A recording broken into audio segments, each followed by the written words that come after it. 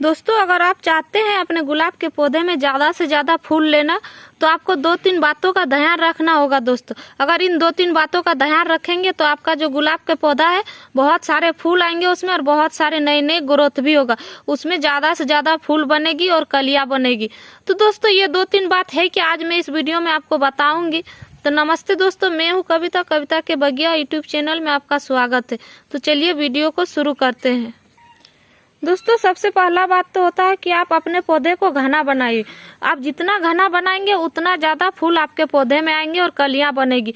तो दोस्तों घना बनाने के लिए आपको करना क्या होगा? दोस्तों अपने पौधे को घना बनाने के लिए उसकी जो पुरानी टहनियाँ होती है उसको सारे कट करना होता है। अगर आप इस तरह से हल्की हल्की कट कर देंगे तो आपका जो पौधा है बहुत ज़्यादा घना निकलेगा और उसमें जितनी ब्रांचेस निकलेगी उतनी ज़्यादा फूल और कलियाँ बनेगी। ये देखिए ये मेरा पौधा, इसमें से मैं कट की हूँ तो देखिए इसमें नई ब्रांच निकल रही है, यहाँ भी नीचे भी नई ब्रांच निकल रही है। ये धीरे धीरे सारे पौधे में वो अच्छी ग्रोथ हो रही है। तो दोस्तों पहला बात तो यही है कि हमें अपने पौधे की समय समय पे कटाई छटाई करते रहना है। जितनी कटाई छटाई करेंगे उतनी हमारे पौधे घना होगा और उतनी नई नई ब्रांच निकालेगा। तो सबसे पहले हमें अपने पौधे की कटाई छटाई करना है। अगर आप चाहते हैं कि आपके पौधे ज़्यादा से ज़्यादा घना हो तो आपको इस तरह काम करते रहना होगा अपने गुलाब के पौधे में, क्योंकि अगर हम इसकी पुरानी टहनियाँ को काटते हैं तो दोस्तों उसके नीचे ही तुरंत से हमारे जो गुलाब का पौधा है उसमें बहुत ही जल्दी नई टहनियाँ निकालना शुरू हो जाता है और उससे ज़्यादा निकालती है बल्कि कम नहीं। और दोस्तों दूसरा बात हमें समय समय पे अपने गमले की जो मिट्टी है उसको गुड़ाई करते रहना है। गुड़ाई करने से क्या होता है दोस्तों, हमारे जो गमले की मिट्टी है उसमें हवा जाती है और हमारे जड़ जो है जल्दी से विकास करता है, इसीलिए हमारा पौधा जो है बहुत ही तेजी से ग्रोथ करता है। तो इसीलिए हमें अपने गमले की मिट्टी को भी गुड़ाई करते रहना है समय समय पे। हर एक हफ्ते में या 10 से 15 दिन में एक बार गुड़ाई करते रहना है। गुड़ाई करने से हमारे पौधे की विकास बहुत ही जल्दी होती है, वो बहुत तेजी से ग्रोथ करता है। और दोस्तों तीसरी बात हमें अपने गुलाब के पौधे में खाद कौन सा देना है। तो दोस्तों हमें समय समय पे अपने गुलाब के पौधे में खाद पानी भी देते रहना है। अगर समय समय पे हम खाद पानी नहीं देंगे तो फिर हमारा पौधा जो है जल्दी से वो फूल और कलियां नहीं बनाएगी और उसमें नई नई ग्रोथ नहीं निकालेगी, नई ब्रांच नहीं आएगा और हमारा जो पौधा है घना भी नहीं होगा।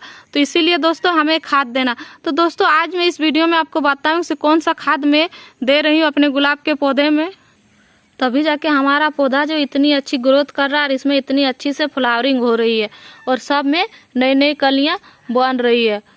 तो दोस्तों चलिए मैं दिखाती हूँ कौन सा खाद मैं अभी बनाऊंगी और अपने पौधे में यूज करूंगी। दोस्तों खाद देने से बहुत ही अच्छा रिजल्ट होता है। ये जो फरवरी मार्च का महीना है दोस्तों, ये फरवरी तो ऑलमोस्ट खत्म ही हो गया है, जो मार्च शुरू हो रहा है दोस्तों, ये मार्च भी हमारे गुलाब के पौधे के लिए बहुत ही अच्छा महीना है, क्योंकि ये मार्च के महीने भी हमारा जो गुलाब का पौधा बहुत ही सुंदर ग्रोथ करता है और इसमें बहुत ही अच्छी ग्रोथिंग होती है और हमारे जो कलियां हैं बहुत ही जल्दी बनती है। तो इसीलिए मार्च के महीना में भी हमें अपने पौधे में खास करके ध्यान देना चाहिए। दोस्तों ये जो हमारे गुलाब के पौधा है इसमें नाइट्रोजन, फास्फोरस और कैल्शियम ये सब अगर रहेगा तो हमारा पौधा जो है बहुत ही तेजी से ग्रोथ करता है। और अगर इस सब की कमी हो जाएगी तो हमारा जो पौधा उतनी अच्छी से ग्रोथ नहीं करता है और ना उसमें कलियां बनती है, ना फूल बनता है, ना हमारे जो पत्तियां हैं उसमें कोई रौनक दिखती है। और दोस्तों चौथा बात हमें ध्यान देना है कि हमारे पौधे जो होते हैं उसमें कहीं संकर ब्रांच तो नहीं निकलती। दोस्तों संकर ब्रांच निकलने से क्या होता है, हमारा पौधा के फिर ग्रोथ नहीं होता, वो घना नहीं होता है और वो हमारा जो पौधा है वो सूखने लगता है और जो संकर ब्रांच होता है वो बहुत ही तेजी से ग्रो करता है। तो दोस्तों ये देखिए ये मेरा संकर ब्रांच है।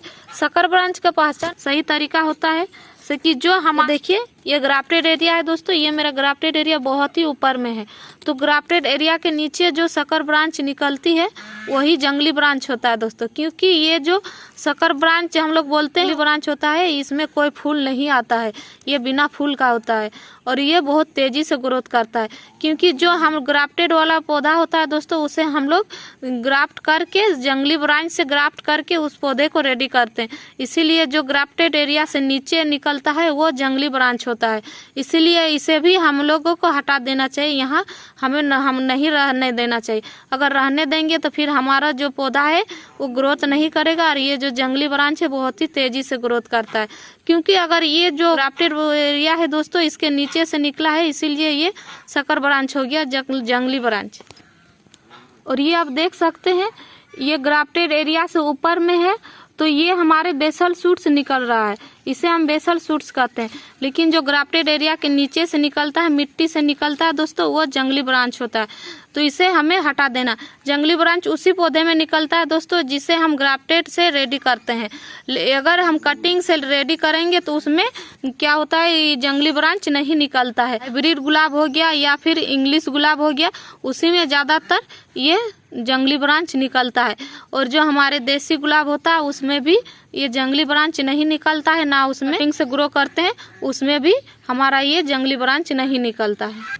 तो दोस्तों अब पांचवा बात, हम अपने गुलाब के पौधे में खाद कौन सा देंगे। तो हमें अपने गुलाब के पौधे में वही खाद देना है दोस्तों जो हमारे गुलाब के पौधे को पसंद है।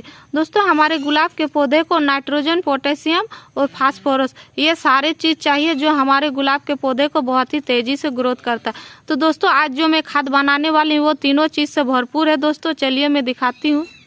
तो दोस्तों आज जो मैं खाद बनाने वाली हूँ ये है केले के छिलके का खाद। दोस्तों ये जो केले का छिलका है ये पोटेशियम, नाइट्रोजन और कैल्शियम भी इसमें पाया जाता है दोस्तों, और फास्फोरस भी मिलता है। तो ये सारे चीज हम अपने पौधे को दे सकते हैं। तो ये आप देख सकते हैं ये जो केले के छिलके था इसको मैं छोटे छोटे टुकड़े में काट ली हूँ दोस्तों। यहाँ मैं 3 केले के छिलके ली थी, ये तीनों छिलकों को मैंने छोटे छोटे टुकड़े में काट ली हूँ। उसके बाद आपको करना क्या है दोस्तों, एक डब्बा लेना है और ये डब्बे में सारे को आपको भर देना है।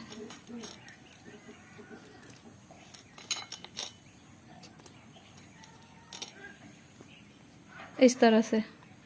और दोस्तों दूसरा चीज हमें लेनी है गुड़। ये देखिए यहाँ मैं थोड़ा सा गुड़ ली हूँ, इस गुड़ को भी आपको इसमें डाल देना है। दोस्तों ये जो गुड़ है, गुड़ को आपको इस तरह से छोटे छोटे टुकड़ों में तोड़ लेना है। तोड़ने के बाद दोस्तों जो हम यहाँ खाद बनाने के लिए पानी लिए उसमें डाल देना है। दोस्तों गुड़ हम अपने खाद में इसलिए डाल रहे हैं, ये जो हम खाद बना रहे हैं इसमें गुड़ डालने से क्या होता है, हमारे जो खाद में वो छोटे छोटे बैक्टीरिया को छोड़ देते हैं, और वो जो छोटे छोटे बैक्टीरिया होता है दोस्तों वो हमारे पौधे के लिए बहुत ही यूजफुल होता है। इसीलिए हमें जब भी खाद बनाए तो एक छोटा सा गुड़ हमें डालना होता है। और दोस्तों तीसरा हम चीज यहाँ कौन सा मिलाने वाले हैं दोस्तों, यहाँ जो हम तीसरी चीज मिलाने वाले हैं ये है कॉफी पाउडर। तो दोस्तों यहाँ देख सकते हैं आधा चम्मच जितना मैं यहाँ कॉफी पाउडर ली हूँ। ये कॉफी पाउडर भी दोस्तों नाइट्रोजन से भरपूर होता है, इसीलिए हमें इसमें मिलाना है। सारा कुछ मिलाने के बाद दोस्तों ये जो डब्बा है इसे हमें बंद करके 3 दिनों के लिए छोड़ देना है। इसीलिए हम ढक्कन वाला डब्बा लिए हैं दोस्तों, ताकि इसको हम आसानी से बंद करके इसको रख दें। दोस्तों 3 दिन बाद ये देख सकते हैं हमारे जो खाद है कुछ इस तरह बन के रेडी हो गया है। तो दोस्तों इस खाद को हमें यूज करना है किस तरीके से, तो ये आप देख सकते हैं ये जो हमारा खाद है ये बहुत ही अच्छी तरह से बन के रेडी हो गया, और ये इस खाद को हम अपने पौधे में अब यूज कर सकते हैं। तो इस खाद को हम यूज करने के लिए इसमें कितना क्वांटिटी रखेंगे तो हम अपने पौधे में दे सकते हैं।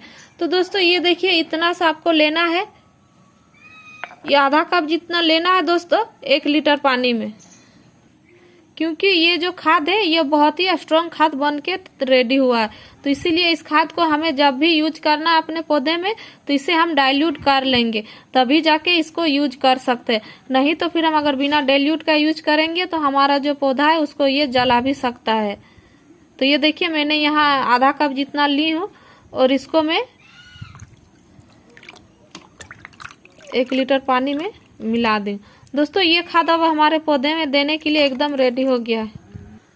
दोस्तों इस खाद का उपयोग हम उसी गमले में कर सकते हैं जिस गमले की मिट्टी सूखी हुई हो, ड्राई हो, उसमें एकदम से नमी नहीं हो। अगर हल्का सा गीली रहेगा मतलब चिपचिपा रहेगा तो चलेगा, लेकिन ज्यादा चिपचिपा मिट्टी आप इस खाद के लिए नहीं सही है। इस खाद को अगर हम ज्यादा चिपचिपा मिट्टी में डाल देंगे तो हमारा जो पौधा है उसमें फंगस लग सकता है। इसीलिए हमें कम से कम गीली मिट्टी में डालना है, ज्यादा गीली मिट्टी में हम नहीं डाल सकते। तो ये देखिए, इस खाद को मैं इस गमले में डाल रही हूँ।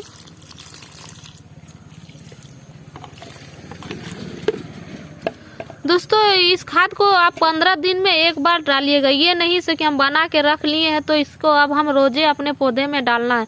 रोज एकदम नहीं डालना है दोस्तों, 15 दिन में एक बार डालिएगा, क्योंकि इस खाद में बहुत ही ऐसे बैक्टीरिया ये हो गया है जो हमारे गुड़ हम डाले तो उस गुड़ के वजह, क्योंकि अगर बैक्टीरिया नहीं होगा तो हमारे पौधे को उतनी अच्छी ग्रोथ नहीं करेगा। इसीलिए गुड़ डालते हैं ताकि जो हम खाद बनाते हैं उसमें फुल बैक्टीरिया छोड़ जाए। वो जो गुड़ होता है उस गुड़ से ये यूजफुल बैक्टीरिया हमारे पौधे के लिए रेडी हो जाता है, उसमें उत्पन्न हो जाता है।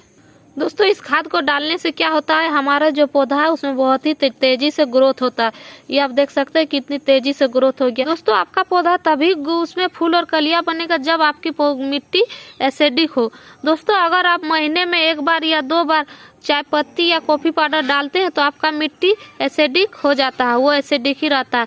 अगर आप नहीं डालते हैं तो आपको 1 चुटकी फिटकरी का पानी डाल देना है। दोस्तों अगर आपके पास फिटकरी है तो 1 चुटकी घोल के उसमें आप 1 मग पानी अपने पौधे में डाल दीजिए, तो उससे क्या होता है आपका जो मिट्टी है वो एसिडिक बना रहता है। और अगर आपके पास फिटकरी नहीं है दोस्तों तो आप कोई सिरके का भी इस्तेमाल कर सकते हैं। जो व्हाइट सिरका होता है उसको भी आप महीने में एक बार अपने पौधे में उसका इस्तेमाल कर सकते हैं। उससे भी क्या होता है हमारे जो मिट्टी है वो एसिडिक बनी रहती है। तो दोस्तों जानकारी अगर आपको अच्छी लगी है तो प्लीज इस वीडियो को लाइक शेयर कमेंट कीजिएगा, और हमारे चैनल में नए हैं तो हमारे सब्सक्राइब कर लीजिएगा। इस वीडियो को पूरा देखने के लिए आपका धन्यवाद। मिलते हैं एक नए वीडियो में। नमस्कार।